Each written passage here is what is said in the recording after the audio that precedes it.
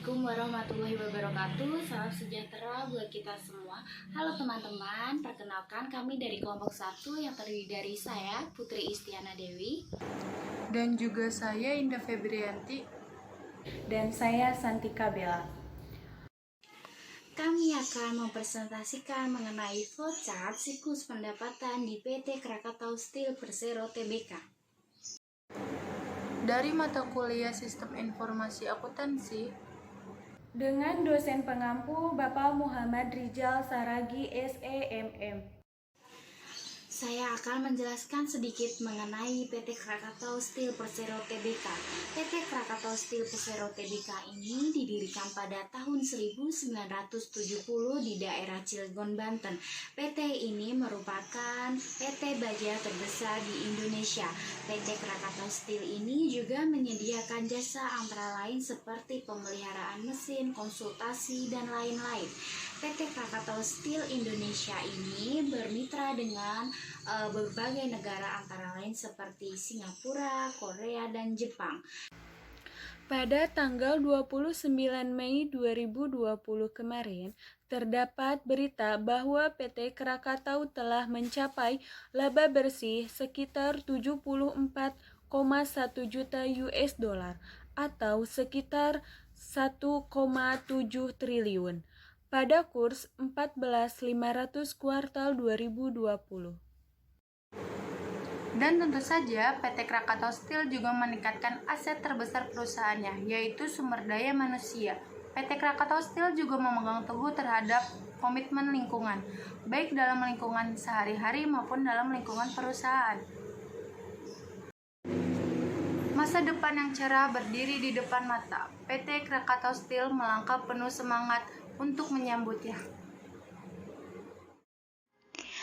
Untuk selanjutnya mengenai siklus pendapatan maupun perkembangan usaha di PT Krakatau Steel Persero Tbk. Pada 10 November 2010, di tengah kondisi pasar yang masih bergejolak, PT Krakatau Steel Persero berhasil menjadi perusahaan terbuka dengan melaksanakan penawaran umum perdana IPO dan mencatatkan sahamnya di Bursa Efek Indonesia.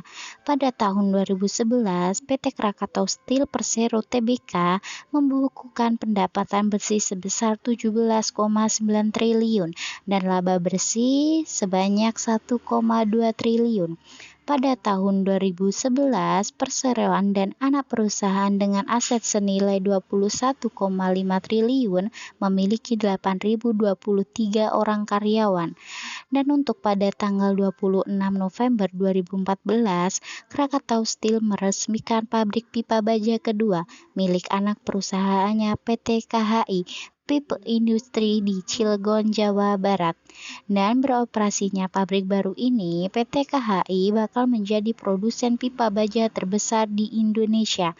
Pabrik ini fokus membuat pipa baja untuk sektor industri minyak dan gas. Yang dimaksud dengan flowchart? Flowchart adalah suatu bagan dengan simbol-simbol tertentu yang menggambarkan urutan proses secara mendetail dan hubungan antara suatu proses dengan proses lainnya dalam suatu program. Yang termasuk ke dalam simbol flow direction symbol. Yang pertama yaitu connecting line yang digunakan untuk menghubungkan antara simbol satu dengan yang lainnya. Yang kedua terminator yang digunakan untuk permulaan atau akhir dari suatu kegiatan. Yang ketiga yaitu konektor. Konektor dibagi menjadi dua. Yang pertama yang digunakan penyambungan proses dalam lembar halaman yang sama, dan yang digunakan untuk penyambungan proses pada lembar atau halaman yang berbeda. Selanjutnya, kelompok processing symbol. Yang pertama proses, menunjukkan pengolahan yang dilakukan oleh komputer. Yang kedua manual operation, menunjukkan pengolahan yang tidak dilakukan oleh komputer. Ketiga decision, pemilihan proses berdasarkan kondisi yang ada. 4. Manual input, untuk pemasukan data secara manual online keyboard. 5. Predefined process, untuk pelaksanaan suatu bagian, subprogram atau yang keenam, offline storage, menunjukkan bahwa data dalam simbol inji akan disimpan ke suatu media tertentu. Dan terakhir, kelompok simbol input atau output. Yang pertama, input atau output menyatakan proses input dan output tanpa tergantung dengan jenis peralatannya. 2. Punch card menyatakan input berasal dari kartu atau output ditulis ke kartu. 3. Magnetic tape unit menyatakan input berasal dari pita magnetis atau disimpan ke pita magnetis. 4. Disk and online storage, simbol yang menyatakan input berasal dari disk atau output disimpan ke disk. 5. Dokumen, mencetak keluaran dalam bentuk dokumen melalui printer. Dan yang terakhir, display, mencetak keluar dalam layar monitor.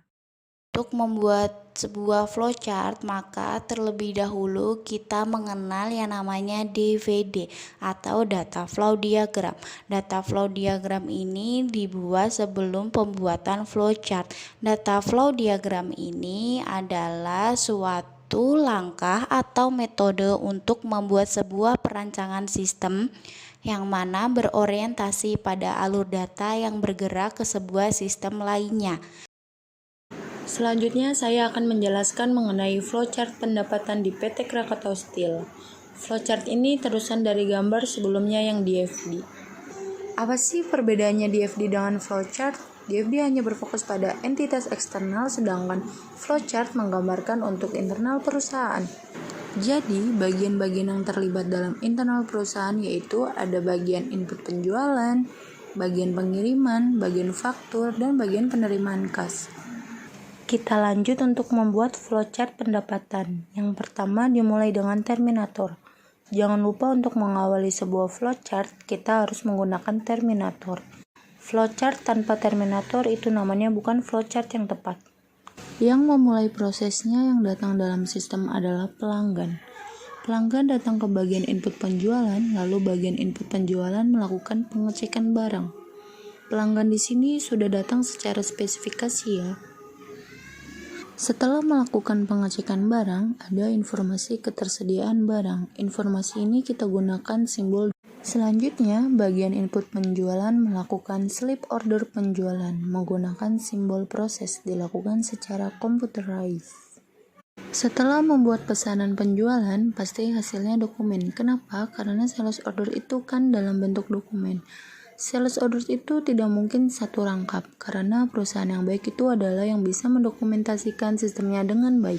Jadi, kita membuat sales order ini 3 rangkap, karena yang satu akan disimpan dan yang lain akan dipindahkan ke bagian lain. Rangkap 3 akan disimpan sesuai tanggal menggunakan simbol D, segitiga terbalik. Rangkap 1 dan 2 kita kasih simbol on-pack konektor. Rangkap 1 ke bagian pengiriman barang kita kasih kode A, dan rangkap 2 kita kasih untuk bagian faktur. Kita kasih kode B. Setelah dikirim ke bagian pengiriman, yang dilakukan adalah membuat slip pengepakan pesanan. Biasanya manual, jadi kita memakai simbol trapesium. Setelah mengepakan barang, juga membuat slip pengepakan yang akan dikirim ke pelanggan, membuat slip secara computerized. Setelah membuat slip pengiriman barang, pengepakan barang, dan tagihan barang menggunakan simbol dokumen, lalu kita membuat 2 rangkap. Rangkap 1 kita kasih simbol on-pack konektor untuk bagian penerimaan kas dengan kode C. Rangkap kedua disimpan sesuai tanggal menggunakan simbol D segitiga terbalik.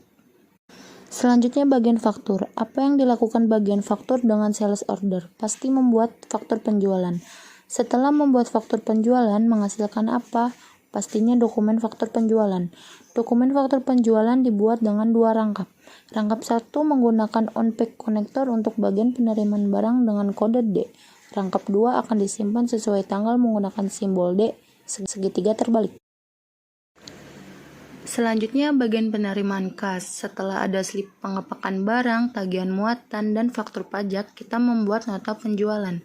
Setelah membuat nota penjualan menghasilkan apa? Ya pastinya dokumen nota penjualan.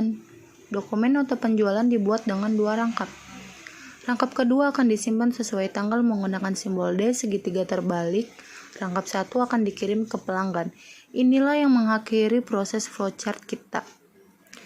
Di sini pelanggan akan menerima tagihan uang dan tagihan barang kita kasih simbol uang dan simbol barang seperti gerobak.